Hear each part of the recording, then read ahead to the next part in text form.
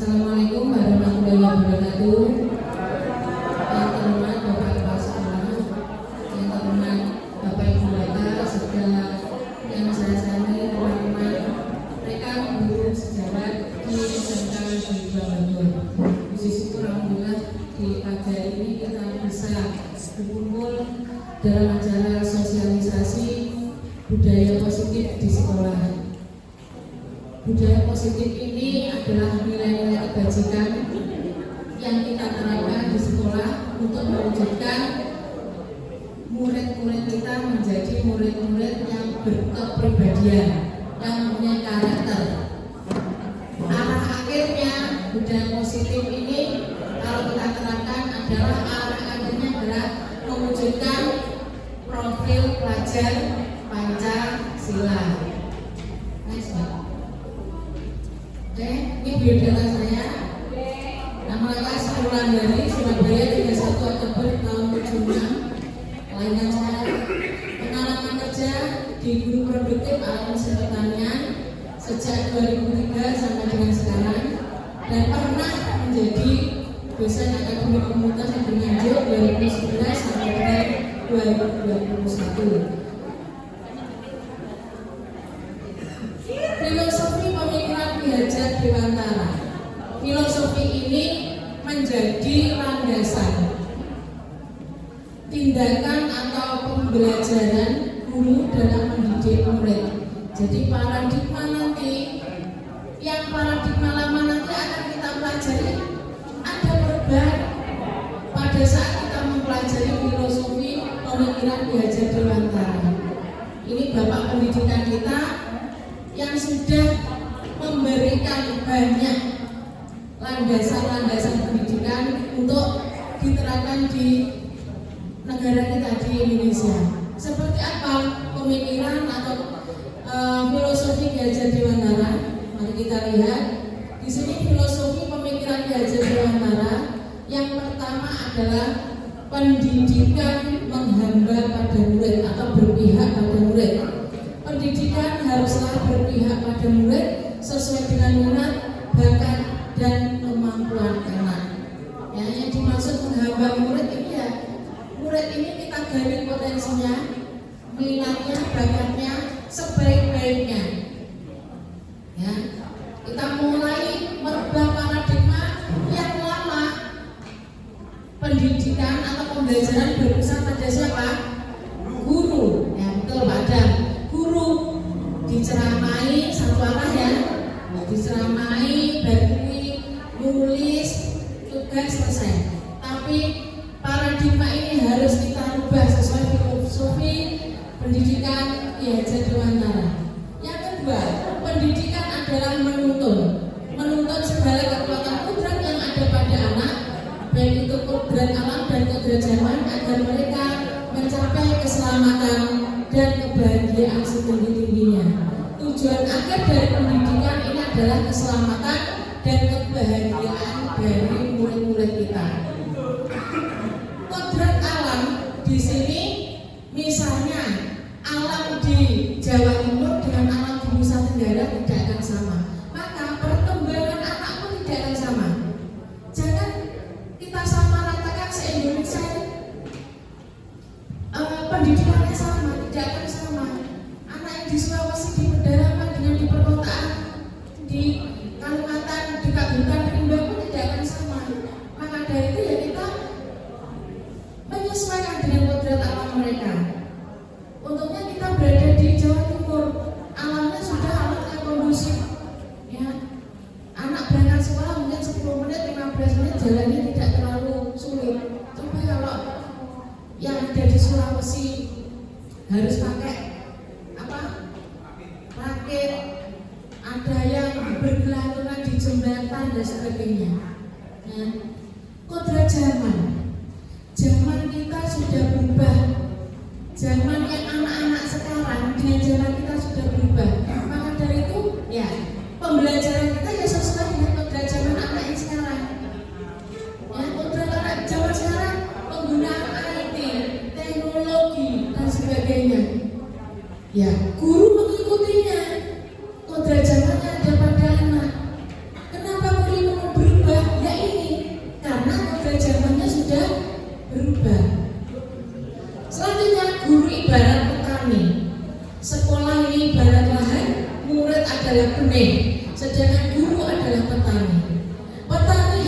bisa menuntun benih dengan merawatnya?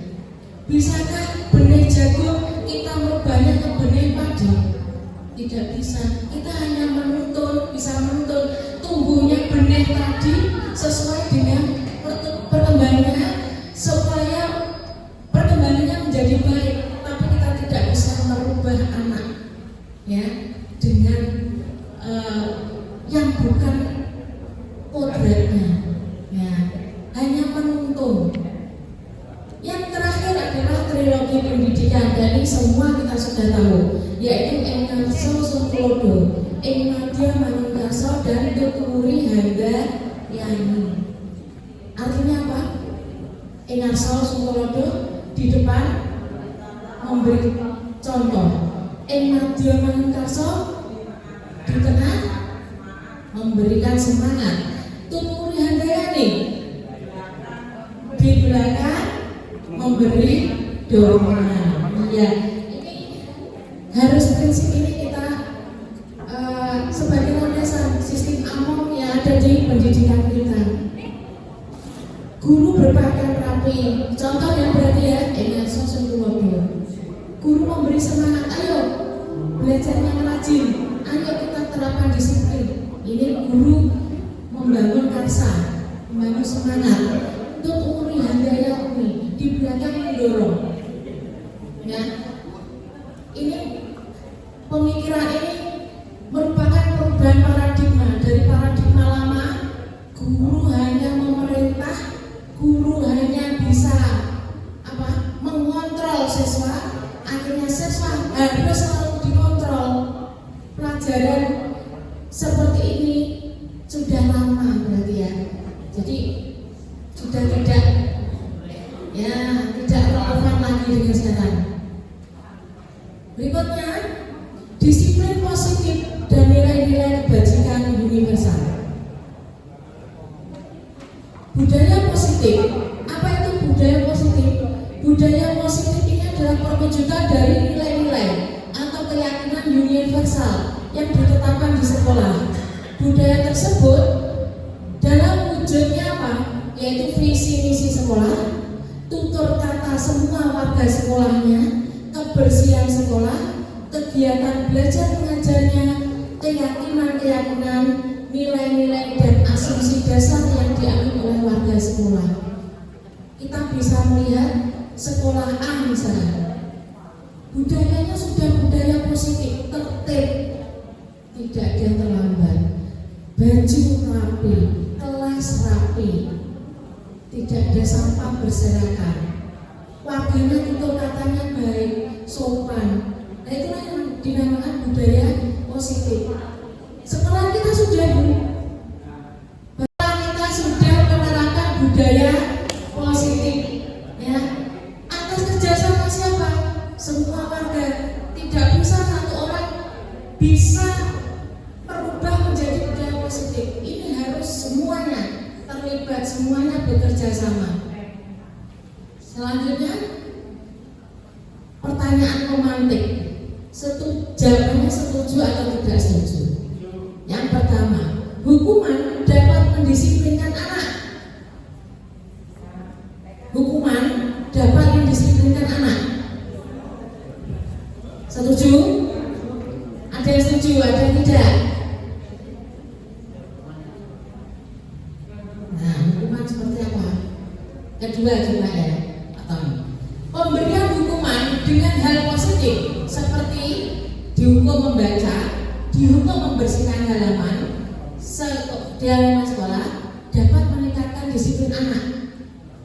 Berarti ini menghukumnya sudah mulai menghukumnya yang mendidik. Mungkin yang pertama ini menghukumnya menyakiti dengan kata-kata, menyakiti dengan anggota tubuh. Yang ketiga, apakah setuju atau tidak? Memberi penghargaan dapat meningkatkan motivasi belajar anak. Ribet? Bisa? Bisa. Oke, jawabannya kita simpan. Yang pertama, kalau menghukum dapat mendisiplinkan anak. Hukum fisik maksudnya? Tidak. Pemberian hukuman dengan hal positif? Bisa. Memberi penghargaan dapat meningkatkan motivasi belajar? Bisa. Selanjutnya, sekarang adalah kegiatan kepalan tangan. Ada 2 orang, A dan B, Anda dan teman Anda. Sobeklah secantik kertas kecil, tuliskan nama benda dan digenggam, dikepal oleh si A. Teman Anda si B mencoba dengan sekuat tenaga berbagai cara meminta Anda untuk memberikan benda tersebut. B bisa membujuk dengan cara mengancam, menghardik, merayu, menyuap atau apapun agar si A membuka kepalan tangan. Contoh, Pak Tony, si A yang menggenggam kertas, Pak Adam yang berusaha membukanya. Coba, ya pelajaran Pak. Dan ini Pak Adam dengan cara apapun boleh menggang, ya coba diitik, nah oleh, nah monggo, iya, piye caranya bisa membuka tangan Pak Tony, itu mana? Oh dirayu, nah nggak boleh.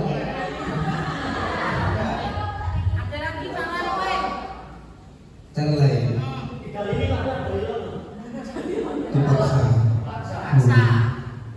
dipaksa tidak bisa, dirayu tidak bisa.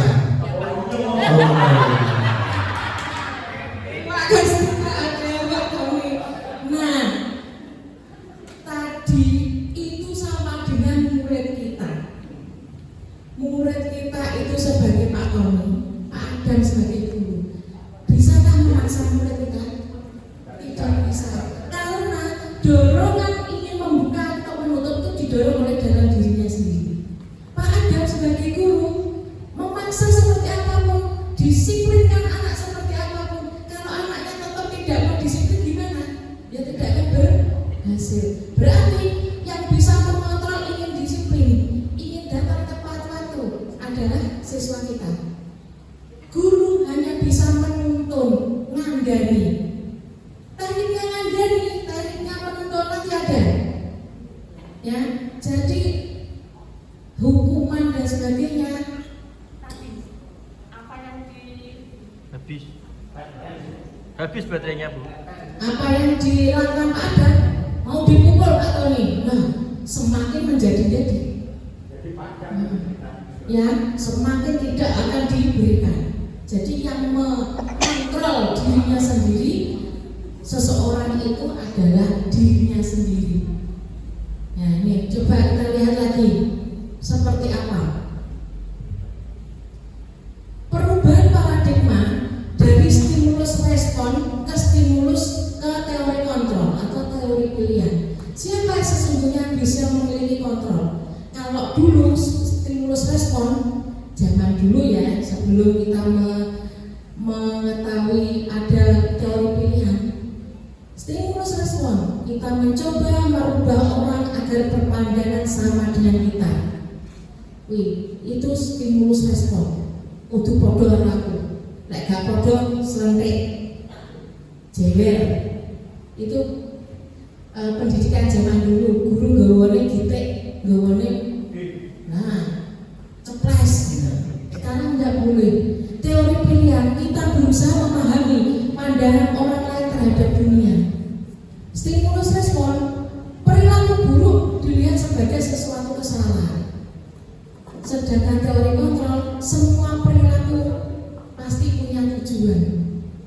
Jadi nanti ada trik untuk kita mengetahui tujuan anak. Orang lain bisa mengontrol saya. Ternyata di teori pilihan hanya saya yang bisa mengontrol diri.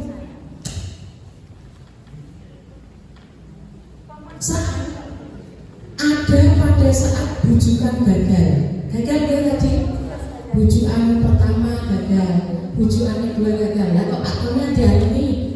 Nah, itu sama dengan pemaksaan. Teori kontrol, kolaborasi dan konsensus menciptakan pilihan-pilihan baru. Model berpikir menang kalah, kamu harus kalah, saya yang harus menang. Sedangkan teori pilihan ini model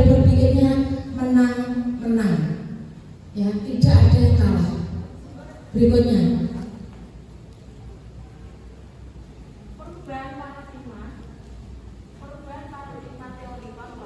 Habis Bu. tes perubahan paradigma teori kontrol atau teori pilihan. Kita dulu menganut ilusi kontrol. Nah, ini ada ilusinya. Ilusi yang lama, guru bisa mengontrol murid.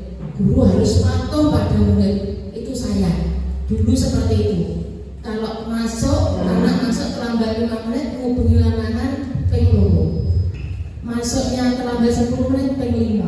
Saya seperti itu dulu.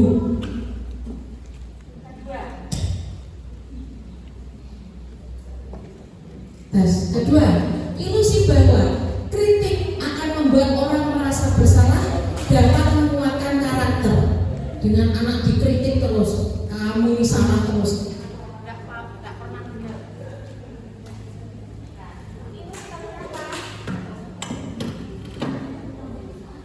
Ilusi itu, ilusi yang kedua ini bahwa kalau menyalahkan anak menjadi kuat karakternya. Ketiga, ilusi bahwa semua penguatan positif, efektif, dan bermanfaat.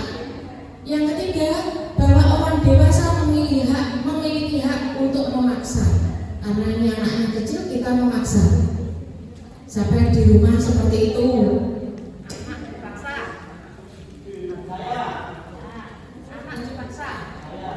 Kalau nggak mandi, nggak tak belikan jajan. Ancaman, ya, mengancam.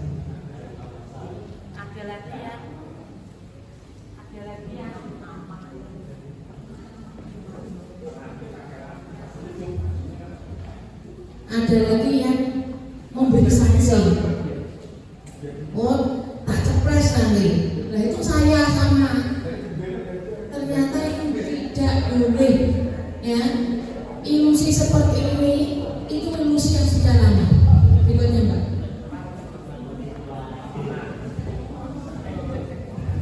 Apa makna disiplin?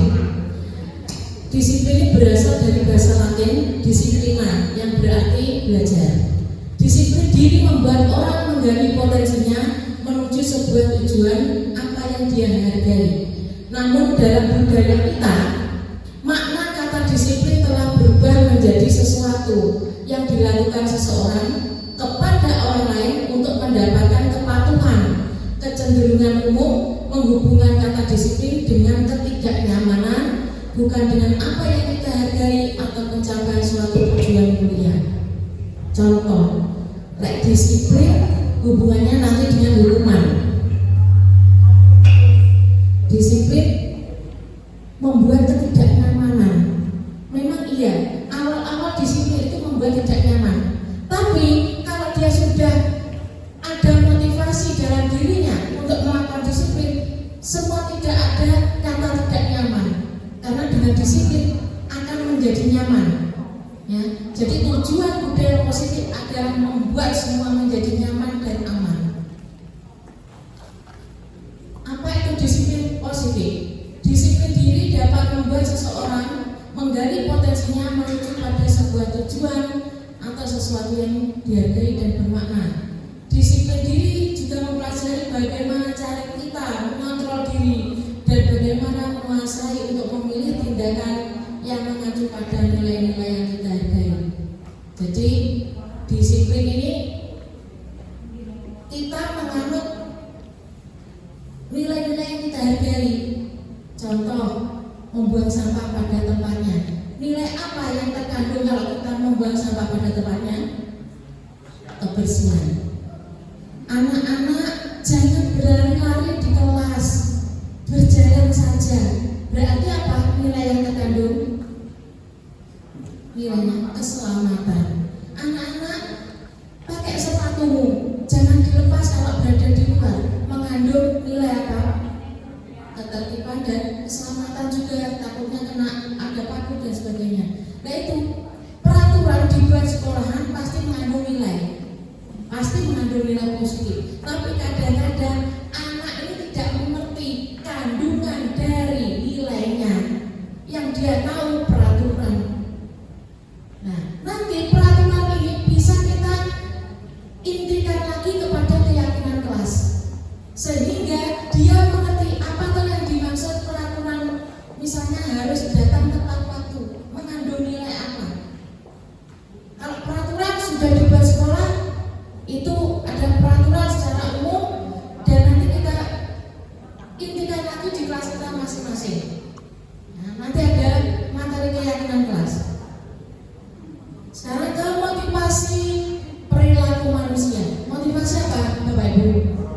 dorongan, keinginan ya. Coba Mbak, keinginan atau motivasi. Teori motivasi perilaku manusia ada 3. Yang pertama, ini teori yang dikembangkan oleh Diane Gossen dalam bukunya Restructuring School Discipline. Yang pertama, teori motivasi menghindari hukuman atau ketidaknyamanan.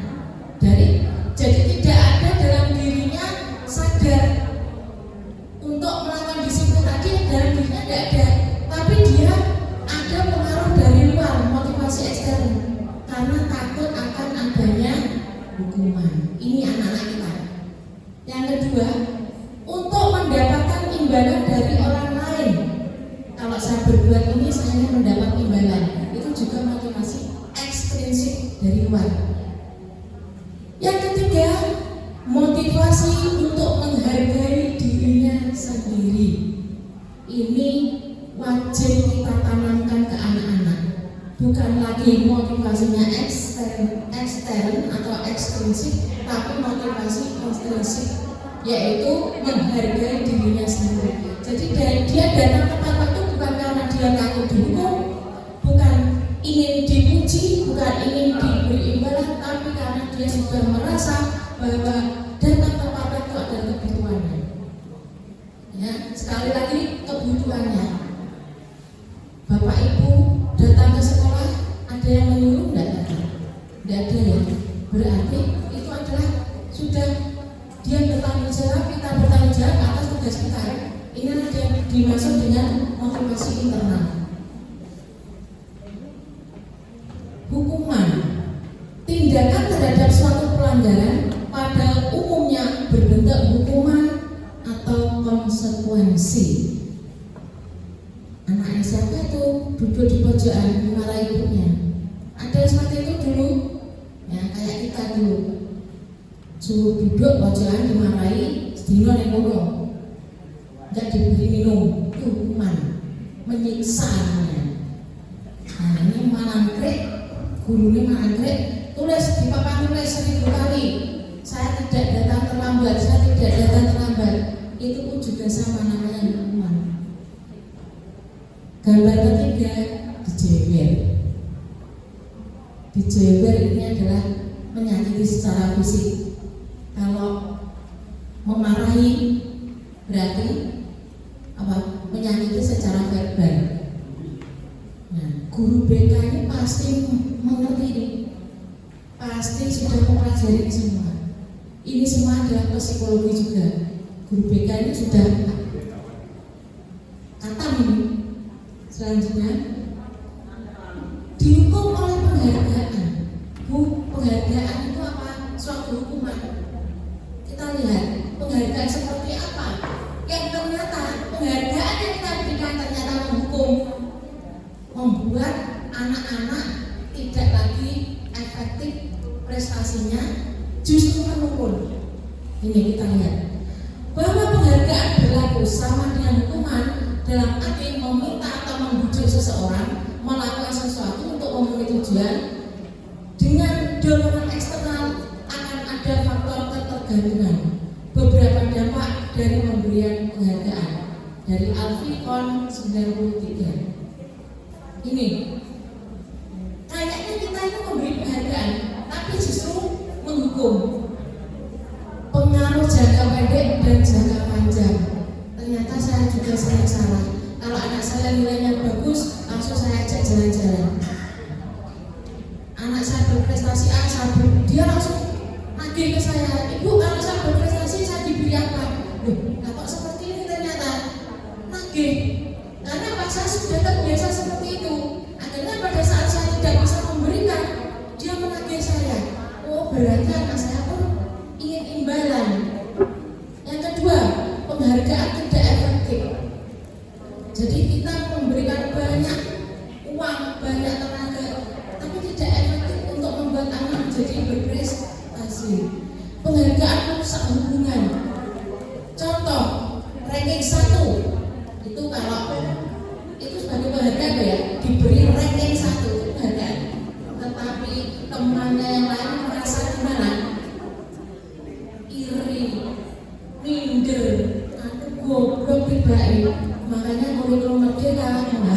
sistem ranking.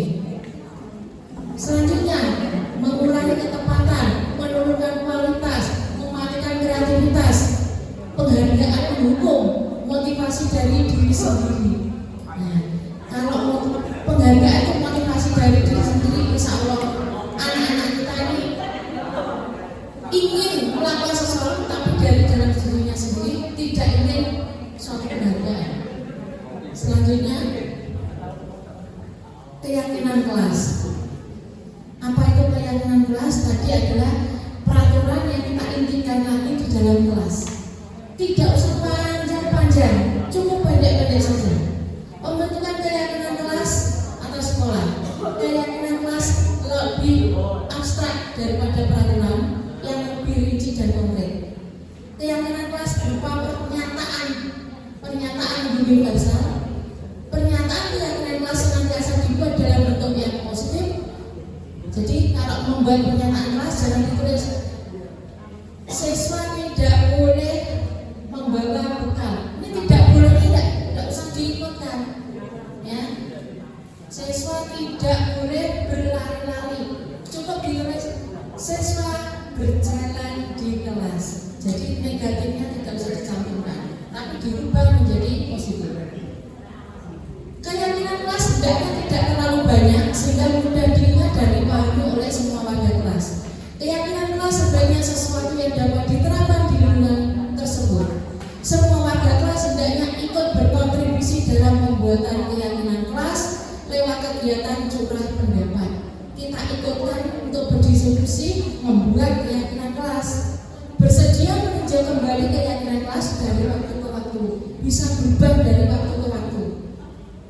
1 bulan ke depan keyakinan kelas bisa kita rubah atau 1 semester. Berikutnya, contoh kalau keyakinan kelas berikutnya benar.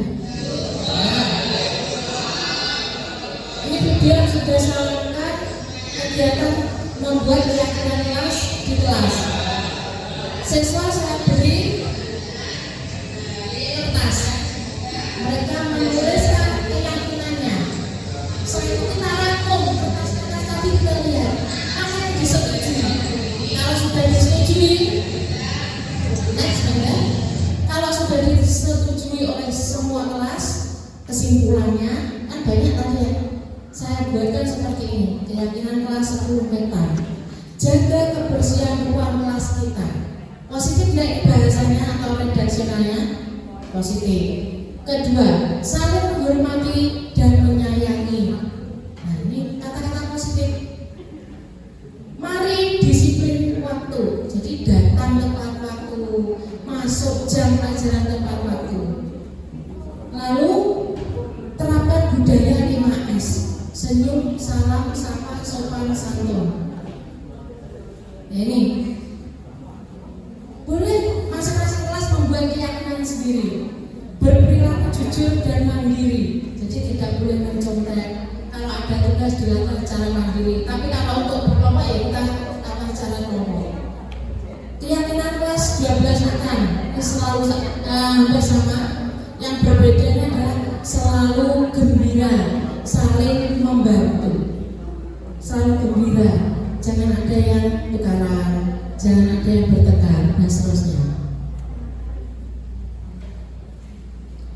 Kebutuhan dasar manusia. Tadi kita sudah menyinggung bahwa anak tadi tidak disiplin. Anak tadi melakukan indisiplin dan pelanggaran pasti ada tujuan. Tujuannya apa? Memenuhi kebutuhannya. Coba kita lihat Bu Ambar. Gambar ada? Nah, ada. Pertanyaan pemantik. Ibu Ambar keluar kelas 2A di SD Pelita Hati sedang bingung menghadapi ulah salah satu muridnya bernama Doni. Beberapa anak kelas 2A telah datang padanya dan mengeluh Doni ini sering meminta bekal makan siang mereka dengan paksa. Jika Anda menghadapi situasi seperti Ibu Ambar, apa yang akan Anda lakukan? Menurut Anda, kira-kira apa alasan Doni melakukan hal tersebut? Berarti siswa melakukan pelanggaran, ada alasan di baliknya. Pas Kita lihat 5 kebutuhan dasar manusia. Yang pertama adalah bertahan hidup. Kira-kira kalau dia minta tinggalnya teman aja apa kira-kira?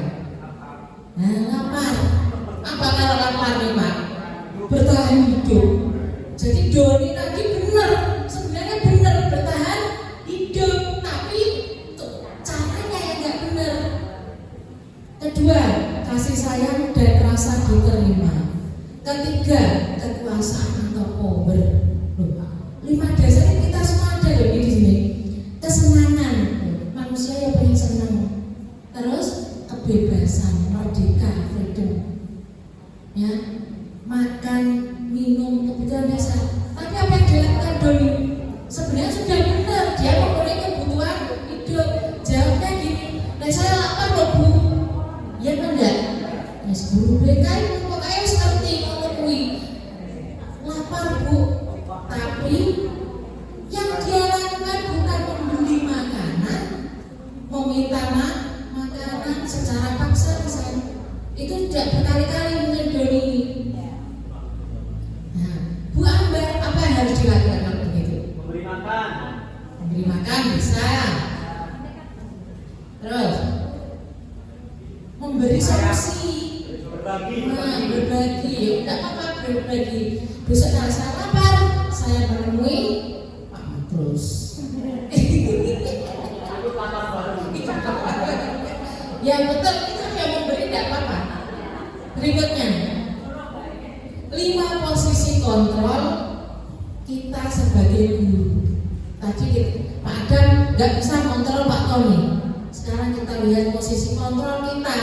Kita di posisi berapa sekarang ini? Nah, 5 posisi kontrol guru itu ada 5. Penghukum, membuat orang merasa bersalah, sebagai teman, atau sebagai pemantau, atau sebagai manajer. Tingkatan paling rendah adalah penghukum, posisi kontrol kita. Ya, orang bayar hukum, orang tidak mau praktek saya hukum. Seperti itu biasanya saya seperti itu. Saya menyadari diri saya seperti itu. Rapot tidak diberikan, lari-lari. Guru olahraga Pak Agus biasanya kalau memberi hukuman push up. Terus bedanya apa dengan konsekuensi? Ada penghukum, hukuman, konsekuensi. Kalau konsekuensi gini, Siska ambil uang sekarang dilam. Kamu tadi nyenggol gelas temanmu. Itu menghukum apa konsekuensi? Konsekuensi. Jadi ada hukuman, ada konsekuensi. Kalau tadi Siska kepal air tidak hukuman, tapi itu adalah konsekuensi.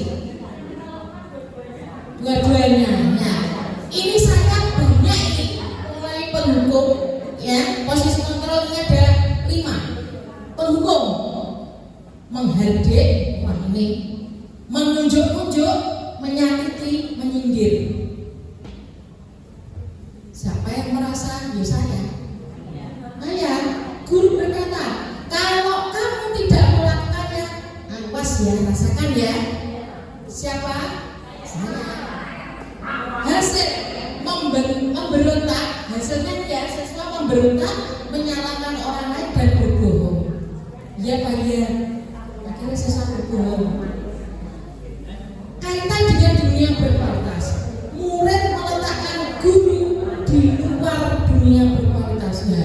Awak dewe gak dianggap berkualitas di luar kita ya, dianggap menyusahkan. Murid berkata, biarkan saja, nanti juga malah marah lagi. Nah, itu murid kita seperti itu, sama. Murid saya seperti itu.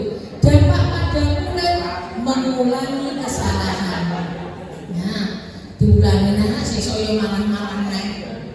Karena apa? Dari dalam dirinya belum muncul motivasi internal. Membuat guru membuat orang merasa bersalah. Contoh, berceramah dan mengatakan jangan gitu. Ibu kecewa dengan kamu. Nah, suaranya sudah enggak tinggi lagi tapi agak rendah. Kecewa sama kamu, bocah ngomong. Tapi ternyata itu identitas gagal. Ya, kamu seharusnya sudah tahu ibu lelah sekali mengatakannya. Ibu stres. Yes. Ada. Ya, saya juga sama seperti itu. Sebagai teman, nah ini identitas berhasil yang tahap awal. Kita sebagai teman mengharapkan imbalan atau ketergantungan pada orang lain, membuatkan alasan-alasan untuk muridnya. Ayolah lakukan demi ibu. Masa kamu tidak mau, tidak ingat ibu pernah membantu kamu. Itu sebagai teman. Akhirnya anak menjadi ketergantungan. Allah mau dibeloni Pak Adam. Allah gak sholat mau dibeloni Pak Adam. Ya, Allah aku gak melok praktek, gak popo aku Pak Agung seplek kalau saya kok. Dan saya mungkin ada seperti itu. Terus sebagai pemantau ini menghitung dan mengukur. Apa peraturannya? Menyesuaikan diri bila diawasi. Ya, jadi anak-anak itu sebenarnya masih belum punya kesadaran. Kalau diawasi dia manut, kalau tidak diawasi ya tidak melakukan disiplin. Nah, ini identitas yang berhasil atau sukses kontrolnya dari dalam diri siswa kita. Mengajukan pertanyaan-pertanyaan. Guru berkata, apa yang kita yakini? Apa yang bisa kau kerjakan untuk memperbaiki masalah ini? Tujuannya hasil akhirnya adalah menguatkan diri. Nah, di saat kita menjadi manajer harus bisa. Coba berikutnya Mbak. Nah, ingin jadi manajer ada tahapannya. Tahapannya ada 3 yang kita sebut segitiga restitusi. Namanya segitiga restitusi ada 3. Yang pertama menstabilkan identitas. Yang kedua validasi kebutuhan. Yang ketiga menanyakan keyakinan. Ya, yang pertama menstabilkan identitas. Guru bisa mengatakan gini, ya setiap orang pasti pernah melakukan kesalahan. Itu menstabilkan dulu. Kesalahan itu sebenarnya salah, tapi guru menstabilkan. Tidak boleh guru membenarkan suatu kesalahan, tapi hanya menstabilkan. Kamu bukan satu-satunya yang pernah melakukan ini. Nah, itu bisa menstabilkan identitas. Lalu validasi kebutuhan. Adakah cara yang lebih efektif untuk mendapatkan yang kamu butuhkan? Kepada Doni tadi yang meminta bekal teman, apa yang bisa kamu lakukan agar kamu bisa makan? Ya, jadi guru menanyakan, kenapa Doni kok kamu minta makanan dari temanmu? Itu menstabilkan identitas. Oh lapar Bu, oh kalau lapar memang kita bisa meminta makan atau membeli makanan dan seterusnya. Sekarang ke menanyakan keyakinan. Doni, keyakinan kelas kita apa Don? Tidak boleh memaksaku. Nah, kalau Doni sudah tahu tidak boleh memaksa, kenapa Doni masih memaksa temannya untuk memberikan makanan dan seterusnya, dan menyelesaikan solusinya. Sekarang Doni kalau makan, kalau ingin makan, apa yang harus dilakukan? Dan seterusnya. Coba selanjutnya Mbak. Berikut ini adalah video contoh kasus pelanggaran siswa yang tidak memiliki praktek kejuruan. Seorang guru memposisikan diri sebagai manajer dan menerapkan segitiga restitusi dengan nada suara tulus, bahasa tubuh tidak kaku, mendekat pada murid. Manakah kata-kata guru dalam video nanti yang menggambarkan segitiga restitusi? Play yang video pertama ini pelanggaran tidak mengikuti praktek. Yang pertama adalah menstabilkan identitas.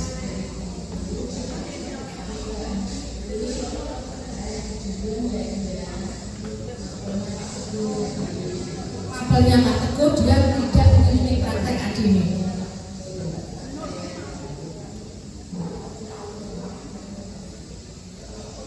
Nah, saya lapar Bu. Berarti dia tidak mengikuti praktek, ada alasannya. Saya lapar dan ke kantin. Adakah murid kita, murid panjenengan yang seperti itu, kayak Adi? Banyak. Nah, kompak. Berarti dia sebenarnya ada rasa. Terus validasi tindakan salah.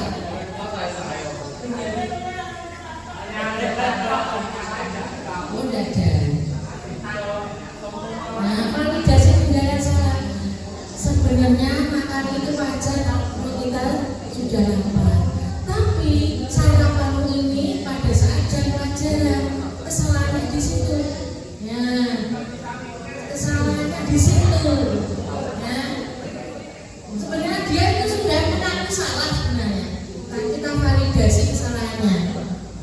Ya, terus berikutnya.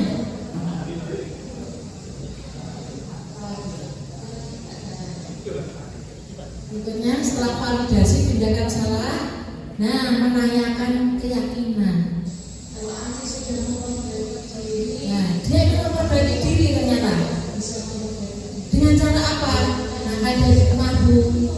Kedua, bahwa bangsaku berangkat pagi sarapan di sekolah. Boleh, bisa. Ya. Dan seterusnya ini Adi sudah mulai berpikir biar dia tidak lagi mengabaikan praktek.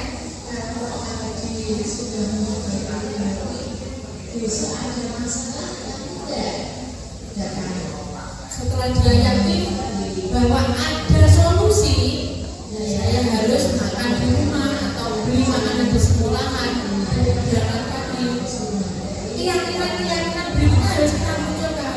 Kami yakin bisa menghasilkan lagi, besok tidak ada masalah. Kami yakin besok ingin menjadi apa, orang seperti apa, dan seterusnya.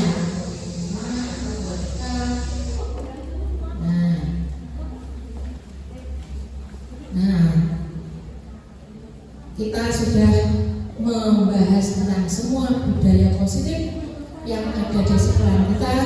Ini hanya satu contoh saja Bapak Ibu yang sudah saya lakukan. Paradigma ini pendidikan di Indonesia harus berubah. Ya, pelan-pelan. Kalau kita tidak bisa, tapi pelan-pelan. Yang berikutnya adalah adanya semua bergerak kerjasama dengan semua warga sekolah. Tidak bisa saya sendiri, Bu Santi sendiri, Pak Kepala Sekolah sendiri, tidak bisa. Tapi harus berkolaborasi dengan semua warga sekolah. Yang kedua adalah sarana prasarana yang mendukung. Kalau sarana prasarana mendukung, siswa pun jadi semangat. Fasilitas ada, rasa aman ada, nyaman ada. Insya Allah sekolah kita sudah aman, nyaman. Tinggal beberapa fasilitas yang masih belum ini harus mungkin pelan-pelan akan dipenuhi oleh sekolahnya. Sebelum tadi itu mungkin ada yang mengumumkan pendapat, kita sharing. Kalau saya tidak bisa menjawab, itu berarti keterbatasan saya, atau bisa kita sharing diskusi bersama teman-teman kita solusinya. Monggo silakan kita sharing saja di sini. Ada yang ditanyakan, monggo Pak. Terima kasih untuk yang sudah memaparkan dari bagaimana perkembangan dunia pendidikan untuk anak sekarang. Cuma kadang-kadang kitanya sendiri saja yang kurang menyadari yang disampaikan oleh Bapak Irja Dewantara tadi sebetulnya sudah ada Rasulullah sudah menyampaikan didiklah anak-anakmu pada masanya. Jelas itu, sesuai eranya. Jadi kalau kurikulumnya pas Gubernur 75 diterapkan sekarang jelas tidak mungkin. Eranya tidak mungkin. Yang kedua, mensikapi yang nomor satu dari Bapak Kiai Haji Dewantara, mengacu pada anak, menghadap pada anak, itu sebetulnya tidak selamanya benar. Begini Bu, yang sudah pernah saya terapkan masalah disiplin, yaitu disiplin sebetulnya. Disiplin itu di satu sisi memang harus ada pemaksaan. Kalau tidak ada pemaksaan, disiplin itu sulit. Contoh memasukkan baju. Memasukkan baju itu kadang-kadang juga harus dipaksa. Caranya bagaimana? Monggo, kita punya cara yang lebih bagus. Saya pernah juga menerapkan begini. Misalnya gak ada bed gak sesuai. Berkali-kali sudah ada peringatan, masih baju dilepas dilempar di atas lantai sudah.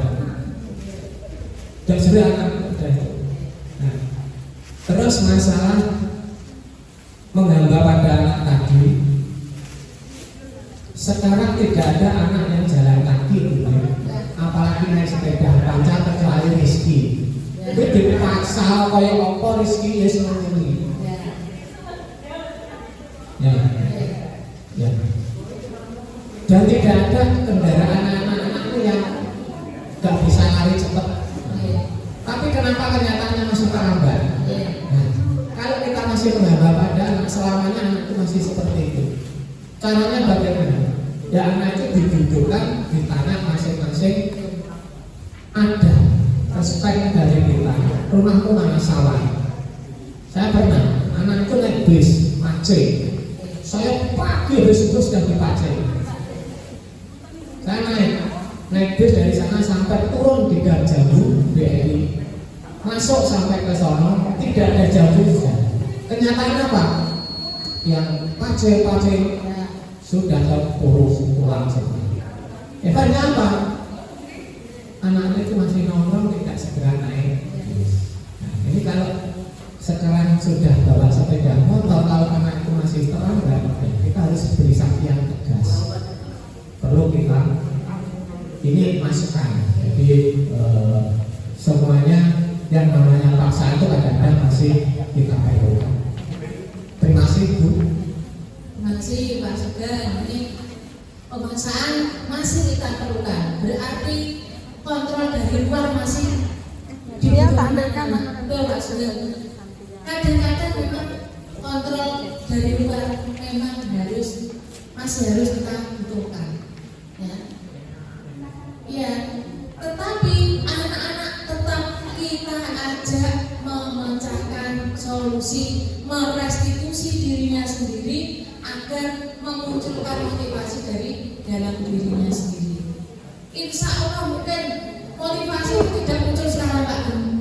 Motivasi itu muncul mungkin setelah dia kerja. Nah ini tetap kita yang membimbing.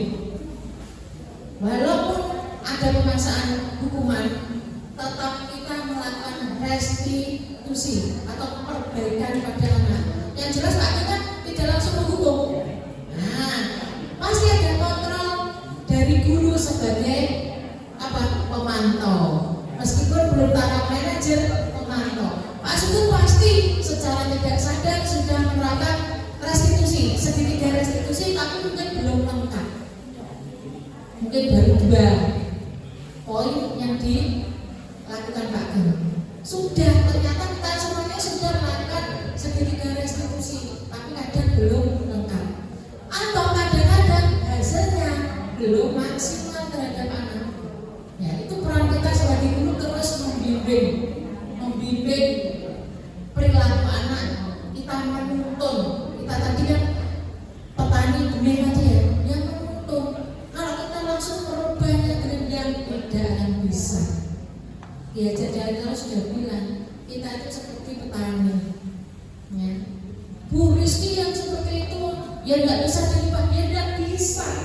Kita nggak bisa merubahnya. tapi kita bisa menuntunnya atau membimbingnya. Makasih Pak. Juga mungkin ada pendapat yang lain atau kita sharing pendapat. Masih ada waktu. Satu bisa. Ya, untuk Pak Gus. Terima kasih tadi ada anak yang berprestasi tidak suatu hadiah. Jadi kadang-kadang positif ada negatif. Yang menjadi pertimbangan adalah kadang-kadang orang tua yang mampu tidak apa-apa gitu dengan dia yang besar. Tapi akhirnya ke belakang kejelasannya sangat kurang untuk berprestasi. Itu. Tapi itu memang itu perlu perhatian. Yang kedua, kalau ada orang yang tidak mampu, petani yang tidak mampu, ini kadang-kadang hadiahnya hanya buku yang diberi pelajaran anak-anak. Jadi perlu dipertimbangkan hadiah yang besar. Jadi orang tua tidak selamanya nanti menuntut terus jalur sepeda motor, jalur prestasi, jalur sepeda motor, itu menjadi risiko. Ya, itu perlu pertimbangan orang tua sendiri. Jadi kebijakan orang tua sendiri tidak harus seperti itu. Itu aja. Terima kasih. Terima kasih Pak Agus. Jadi penghargaan atau memberi reward atau imbalan kalau anak kita berprestasi itu memang tidak boleh yang justru menjerumuskan anak kita sendiri. Buktinya anak saya, ibu kok gak ngajak saya jalan-jalan, nagih. Ibu berikan apa ke saya? Itu baru umur 7 tahun sudah bisa. Berarti ya sekarang saya gini Pak Gus. Waduh, nanti kok gak saya turuti terus. Semakin dia besar, mintanya juga semakin besar. Akhirnya saya ngerem diri. Sebenarnya saya bisa memberikan A, tetapi saya ngerem diri. Besok ya Ndo, kalau sudah ini ya. Jadi saya ngerem diri. Ternyata imbalan yang terus menerus, penghargaan terus menerus juga tidak baik. Ya. Mungkin ada yang lain selain Pak Agus. Terima kasih. Kalau tidak ada, Pak Dan mungkin enggak. Saya juga share sedikit. Bentuk penghargaan atau reward itu biasanya saya tidak terlalu besar. Hal-hal kecil bahkan itu sodako dari orang-orang. Kalau ke siswa itu memang memberikan reward itu saya akui sangat efektif. Yang meskipun hanya satu anggur, satu buah anggur, bukan bukan ya, satu anggur. Itu memang memantik siswa. Tapi ya jangan sering-sering. Ya kita bodoh gitu. Jadi itu. Kemudian saya juga lebih sering tadi itu sebagai pemantau. Kalau manajer saya masih belum karena emosi saya kadang-kadang tidak terkontrol. Ya mungkin masih ada benar kata Pak Sugeng untuk menghamba itu. Ya saya juga kurang sepakat sebenarnya kalau kepada siswa itu karena yang kita lihat kondisinya. Kalau seandainya siswanya itu mungkin sikapnya itu baik, mungkin bolehlah kita menghamba. Tapi kalau kita lihat terus-terusan itu ya kayaknya nggak cocok gitu. Gimana mau yang sering? Terima kasih Pak Adam. Jadi kita harus melihat sikapnya, ya. Kalau terus-terusan sudah diberi hati, diberi ini belum bisa dia ubah. Harus ada bimbingan lebih. Itu Pak Adam ya. Terima kasih teman-teman atas waktunya. Apabila ada kata-kata saya yang salah, itu berasal dari saya. Dan semoga apa yang saya sampaikan, apa yang sharing kita hari ini semoga bermanfaat bagi kita semuanya. Akhir kata, wassalamualaikum warahmatullahi wabarakatuh. Bebas untuk Gusti. Oh ya, sangat menarik sekali apa yang disampaikan oleh Gusti.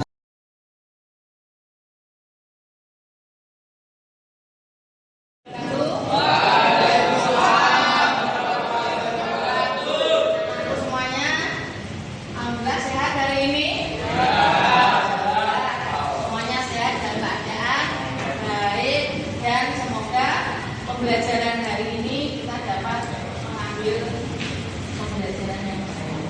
Anak-anak, sebelum pembelajaran hari ini, Gusti ingin membagikan kertas ini. Kita akan membuat keyakinan kelas kita, sehingga kelas kita ini punya nilai-nilai kebajikan yang akan diterapkan di kelas kita. Contohnya, kelas ini menghargai guru dan teman. Kelas saya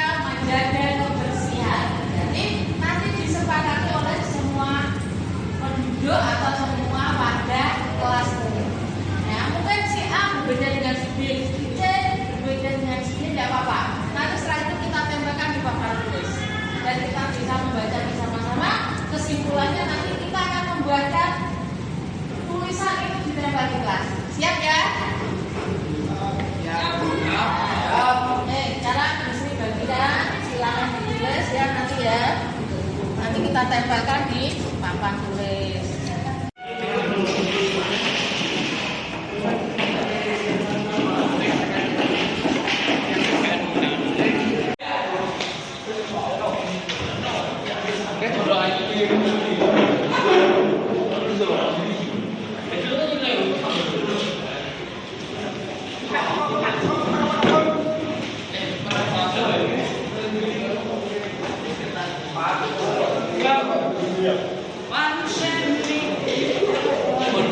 Ya, ditempel dulu.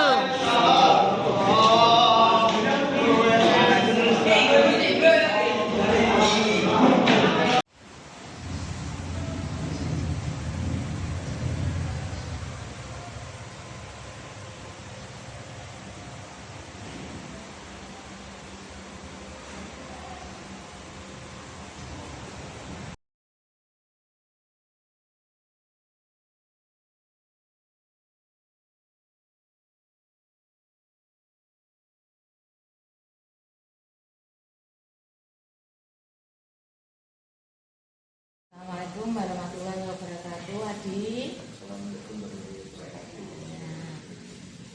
Kabarnya sehat, Adi? Alhamdulillah sehat.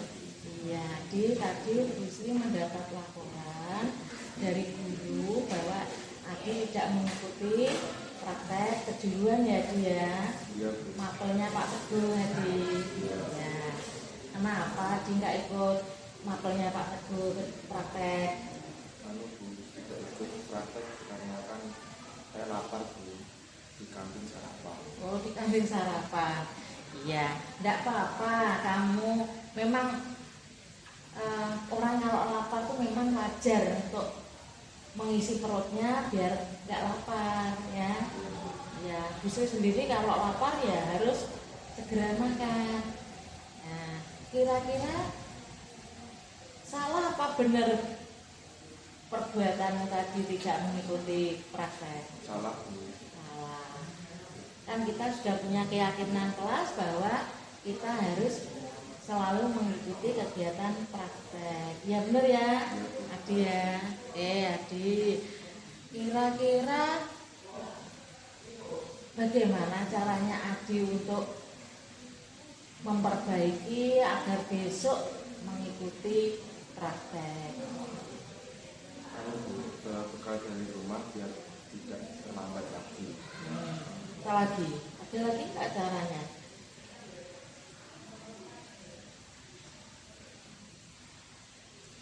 Berangkatnya pagi ya. Kalau berangkat pagi bisa ke kantin dulu sarapan, label berbunyi masuk kelas dan mengikuti praktek. Ya dia. Jadi harus memanajemen waktu.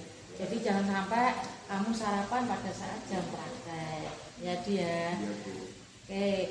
Kalau Adi sudah memperbaiki diri, kamu yakin untuk bisa memperbaiki diri, kira-kira ingin jadi seperti apa? Menjadi orang sukses, Bu. Orang sukses, orang yang kompeten dan siap kerja ya, karena praktek itu menunjang untuk kita siap kerja. Ya dia. Ya. Kira-kira kalau Adi sudah memperbaiki diri, besok ada masalah lagi enggak datang mengikuti praktek? Tidak, Bu. Tidak ya, tidak ada masalah ya. Ya. Berarti Adi siap mengikuti prakteknya ya. Siap, Bu. Ya, Bu Sri menghargai apa yang kamu lakukan, apa yang kamu ingin usahakan untuk memperbaiki diri. Jadi besok tidak perlu datang terlambat lagi mengikuti kegiatan praktek, sarapan dari rumah atau bawa bekal atau datang pagi-pagi dan segera ke kantin. Terima kasih Adi ya. Oke, Bu Sri mengharapkan nanti Adi sukses mencapai cita-citanya. Amin. Ya. Assalamualaikum warahmatullahi wabarakatuh. Waalaikumsalam warahmatullahi